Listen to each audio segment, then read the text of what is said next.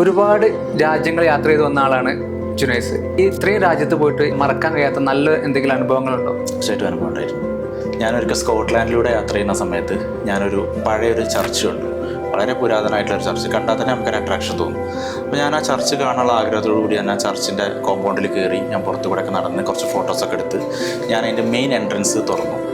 അന്ന് ശരിക്കും സൺഡേ ആണ്, ഞായറാഴ്ചയാണ്, വളരെ പ്രധാനപ്പെട്ടൊരു ദിവസമാണ്. അവിടെ പ്രാർത്ഥന നടക്കുന്ന സമയം. പക്ഷേ ഞാനത് അറിയാണ്ടാണ് ഞാൻ ആ വാതിൽ തുറന്നത്. ഞാൻ ആ വാതിൽ തുറന്ന സമയത്ത് അവിടെ പ്രാർത്ഥന നടന്നുകൊണ്ടിരിക്കുക. ഒറ്റയടിക്കായിട്ട് മെയിൻ പ്രീസ്റ്റ് ആ പ്രാർത്ഥന സ്റ്റോപ്പ് ചെയ്തു. എന്നിട്ട് എന്നെ ഇങ്ങനെ നോക്കി.